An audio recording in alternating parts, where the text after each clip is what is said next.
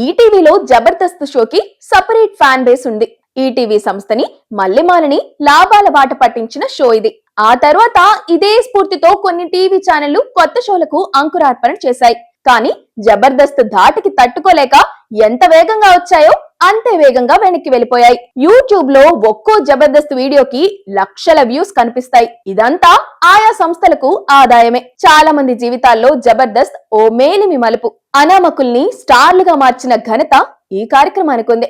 ఇదంతా ఓవైపు అయితే, మరోవైపు నుంచి చూసినట్లయితే విమర్శలు, వివాదాలు, వినోదం పేరుతో బూతులు వాడేస్తున్నారని, ఈటీవీ సంస్థ ప్రతిష్టను దెబ్బతీస్తున్నారని ఆవేదన వ్యక్తం చేసిన వాళ్ళు ఎంతో మంది ఉన్నారు. చాలా స్కిట్లు వివాదాస్పదమయ్యాయి కూడా.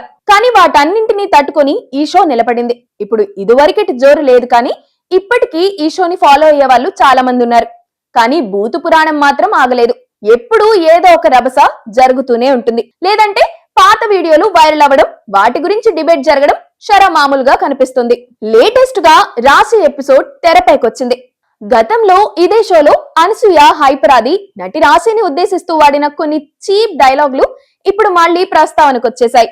ఈ మధ్య శివాజీ ఇష్యూలో స్పందించి మహిళల సాధికారతపై మాట్లాడిన అనసూయ ఈ విషయంలో కార్నర్ అయిపోయింది.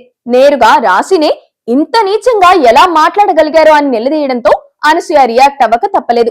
జరిగిన దానికి క్షమాపణ కూడా చెప్పుకొచ్చింది. అప్పట్లో చేసిన తప్పుని క్షమాపణతో సరిదిద్దుకునే ప్రయత్నం చేసింది.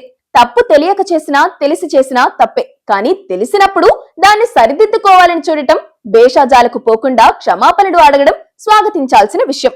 అనసూయ ఈ విషయంలో పరిణితి చూపించింది. అయితే ఇదే ఇష్యూలో ఈటీవీ సంస్థ గాని, మల్లెమాల గాని, హైపర్ ఆది గాని, ఈ స్క్రిప్ట్ రాసిన వాళ్ళు గాని, డైరెక్ట్ చేసిన వాళ్ళు కానీ ఎవరూ స్పందించలేదు. హైపర్ ఆది కూడా ఈ ఇష్యూలో ఉన్నాడు కాబట్టి తన స్పందన చాలా ముఖ్యం. మరీ ప్రధానంగా ఈటీవీ, మల్లెమాల లాంటి సంస్థలు ఈ విషయంలో అనసూయలా పరిణితితో వ్యవహరిస్తే మంచిది. దొర్లిన తప్పుని లేటుగా అయినా గుర్తించి ఆ తప్పు వల్ల గాయపడిన హృదయాలకు స్వాంతన చేకూరేలా చర్యలు తీసుకుంటే బాగుంటుందని అందరూ అనుకుంటున్నారు.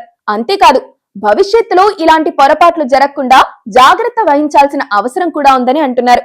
మరీ ముఖ్యంగా వినోదం పేరుతో మహిళల మర్యాదని, వాళ్ల ప్రతిష్టని, సాధికారతని, గౌరవాన్ని వ్యంగ్యంగా చిత్రీకరించాల్సిన అవసరం లేదన్న విషయాన్ని గుర్తుంచుకోవాలని అంటున్నారు. ఈ విషయంలో ఈటీవీ, మల్లెమాల ప్రక్షాళనకు దిగకపోతే ఆ సంస్థల ప్రతిష్టకు మాయని మచ్చలా మారే ప్రమాదం కనిపిస్తుంది.